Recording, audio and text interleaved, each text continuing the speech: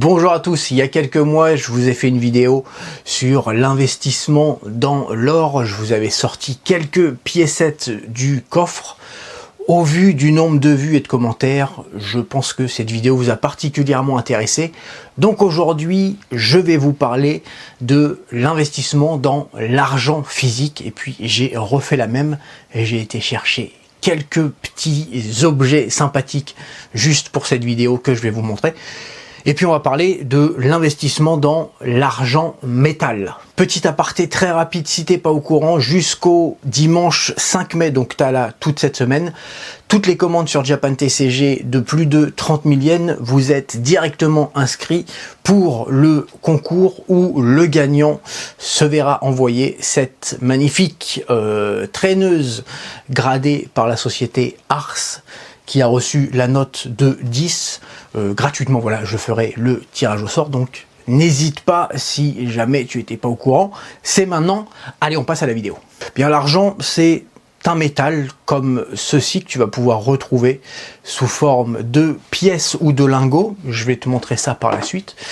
Et c'est un métal qui, tout comme l'or, a des propriétés extrêmement intéressantes. Alors l'argent, il est autolubrifiant et antibactérien. Bon, ça paraît bizarre, mais c'est la vérité. Mais surtout, il est extrêmement malléable, il est extrêmement étirable. C'est un matériau qui est très résistant et qui ne s'oxyde pas. Donc dans des centaines d'années, eh bien ta pièce d'or restera telle quelle. Au pire, enfin ta pièce d'argent, enfin l'or aussi tu me diras, restera comme ça. Au pire, tu vas avoir une petite couche de saleté dessus, un petit dépôt noir, ça peut arriver. Mais la quantité d'argent qui est contenu dans ta pièce ne bougera jamais. J'ai été chercher quelques petites choses. Ici, tu as un tube de... des tubes de 25, par exemple ici, des Britannia. Donc ça, c'est le format, on va dire, classique, hein, qui fait une once, soit 31 grammes. Après, tu vas pouvoir trouver des choses un peu plus grosses. Par exemple, ça, c'est une pièce que j'aime beaucoup. C'est un koala de 1 kg. Là, on commence à être sur de la belle... tu vois, c'est vachement joli. Voilà, le petit koala. Et ma plus grosse pièce... Alors, en plus, j'en ai deux. J'en ai acheté 2 dés comme ça.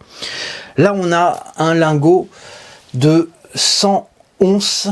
Donc, 100 onces, ça fait 100 fois 31 grammes. Donc, on est sur 3 kg 100. Voilà, pratique si t'as pas d'haltère.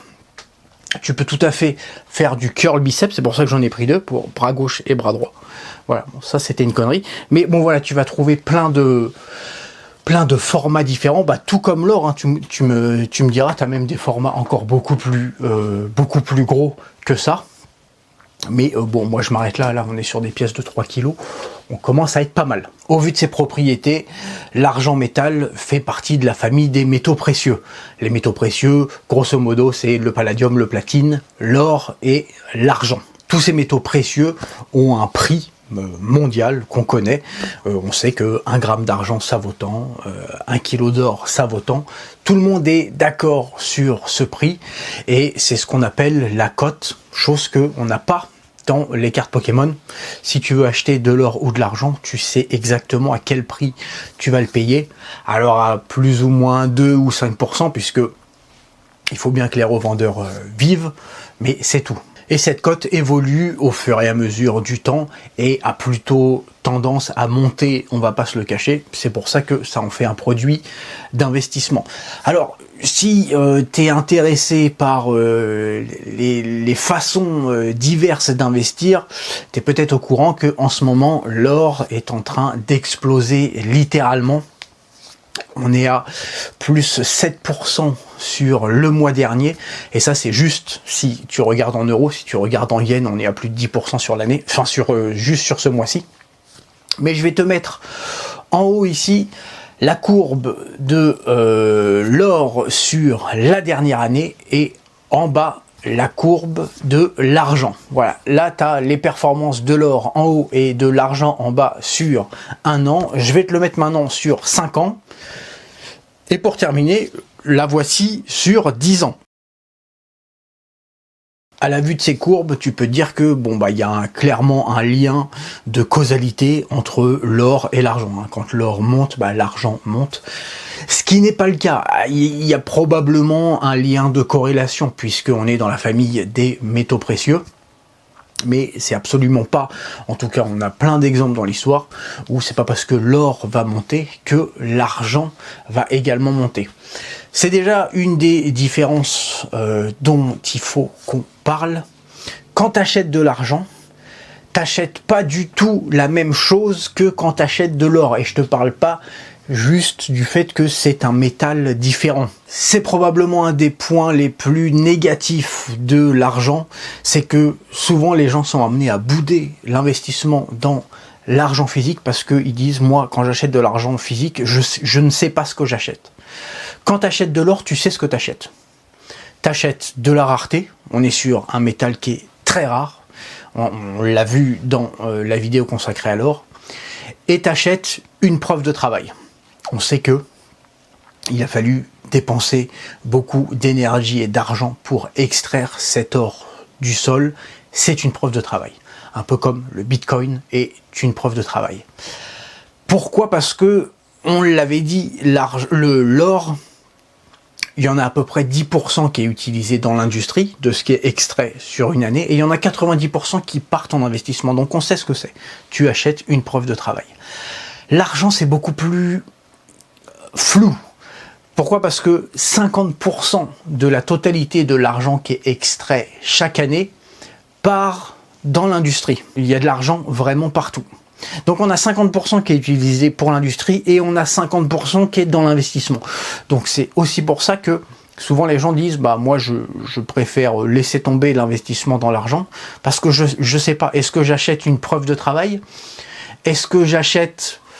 Enfin, est-ce que j'investis dans le fait que l'économie mondiale va progresser et qu'on va utiliser de plus en plus d'argent et que donc, de par ce fait, vu que la demande de l'argent va augmenter, la cote va monter, les gens savent pas trop et donc ils disent j'achète pas.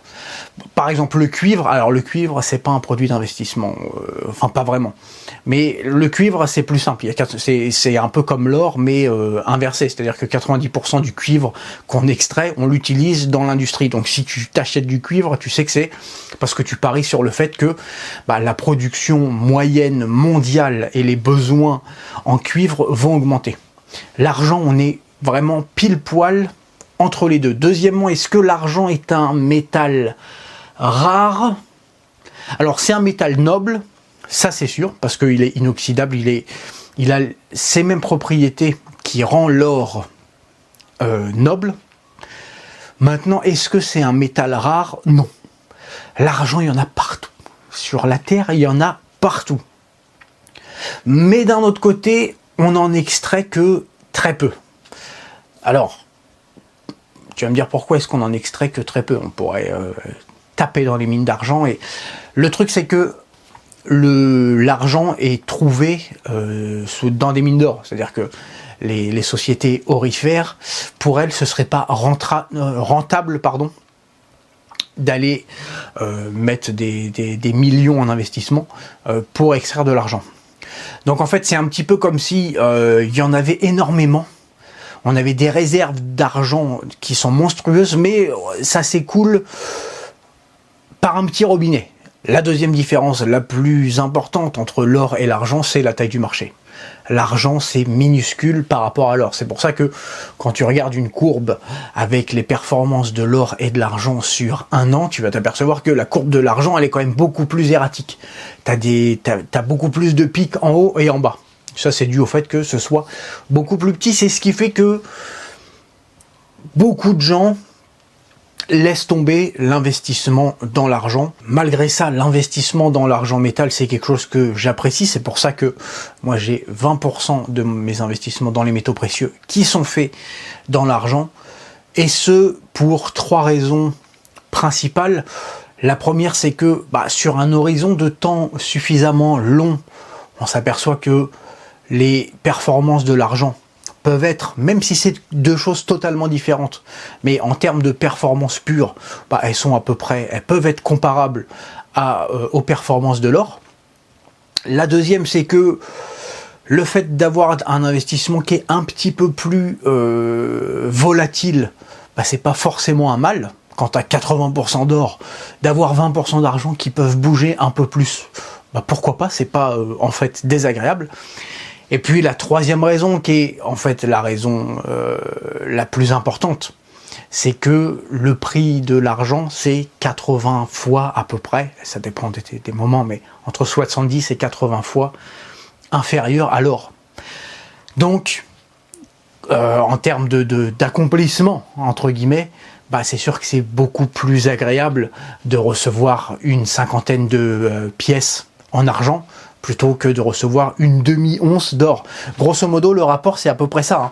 C'est-à-dire que si tu prends une pièce comme ça qui fait 1 kg, si tu en achètes 3 avec des motifs différents, tu vas payer à peu près la même somme que pour avoir une pièce d'or qui va faire ce poids-là et qui ne va pas faire cette taille parce que l'or est à peu près 2 fois plus dense que l'argent.